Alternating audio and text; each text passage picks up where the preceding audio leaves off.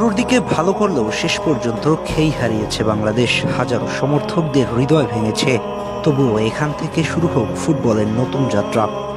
হামজার নিবেদন দেখুন, দেশের জন্য সিঙ্গাপুরের খেলোয়াড়দের এক বিন্দু ছাড় নয়, চোখে চোখ, মাথায় মাথা, একদম চোখে চোখ রেখে লড়াই। তবুও ভাগ্য সহায় হয়নি হামজাদের। বারবার রেফারিদের প্রতি অসন্তোষ প্রকাশ করেছেন তিনি। মিতুল মার্মার একটা দুরন্ত সেভ যেমন বাংলাদেশকে বিপদের হাত থেকে বাঁচিয়েছিল, তেমনি মিতুল মার্মাই বাংলাদেশকে পিছিয়ে দিয়েছে। খুব একটা দরকার ছিল না নিজের পজিশন ছেড়ে বের হয়ে আসার। এটা শুধুমাত্র ভুল নয়, বরং বড় ধরনের ভুল ছিল। পজিশনে থাকলে এই বল কখনোই গোল হতো না। শেষ পর্যন্ত হামজা চেষ্টা করলেও ততক্ষণে বল লাইন অতিক্রম করে গেছে।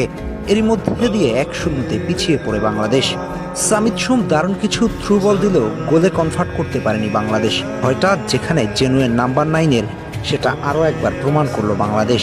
শেষ পর্যন্ত 1 গোলের লিড নিয়ে বিরতিতে যায় সিঙ্গাপুর। দ্বিতীয়ার্ধের শুরুতে কিছু সুযোগ তৈরি করলেও দ্বিতীয় গোল হজম করতে খুব বেশি সময় নেয়নি বাংলাদেশ।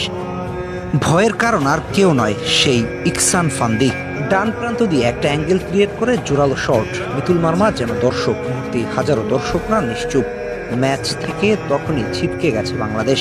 বাজে ডিফেন্স, ম্যান মার্কিংয়ে ভুল। আজ শুরুতে কাজেম সাকি দিয়ে স্টার্ট করালেও একদম ফ্লপ ছিল। ভুটানের সাথে হামজা জামাল রসায়ন ভালো ছিল, তবুও কোচ কাবরেরা তাকে একবারের জন্য মাঠে নামাননি। হামজার সাথে একটু অবিচার কিনা সেটা ভেবে দেখা উচিত।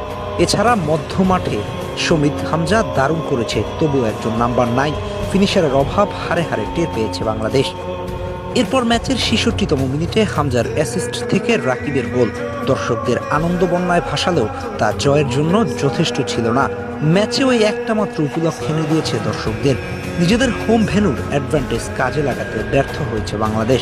দর্শকদের চুপচাপ করিয়ে দিতে সক্ষম হয়েছে সিঙ্গাপুর। তবে ম্যাচের শেষ দিকে এসে জান প্রাণ দিয়ে চেষ্টা করেছেন হামজা দেওয়ান চৌধুরী। একের পর এক চান্স ক্রিয়েট করেছে, কিন্তু ভাগ্য সহায় হয়নি। দর্শকরা হতাশা নিয়ে মাঠ ছেড়েছেন। তবুও কম কিসে, নতুন করে শুরু হোক এখান থেকেই। দর্শকরা শুরুর হিসেব করেই দেখুক বাংলাদেশের ফুটবলকে। তবুও আজকের ম্যাচে আক্ষেপের নাম একটা, জেনুইন নাম্বার 9। বিপিএল এর সেরা পারফর্মার আলামিন হলেও জাতীয় দলে যেন কোচের কাছে উপেক্ষিত তিনি। প্রতি ম্যাচে গেম টাইম পান না পাওয়ার মতো। তবে এখান থেকেই ভুলগুলোকে শুধরে নেক বাংলাদেশ। আগামী দিনে নতুন করে স্বপ্ন দেখাবে স্টেডিয়ামে দর্শকদের এমন গর্জন, এমন উল্লাস।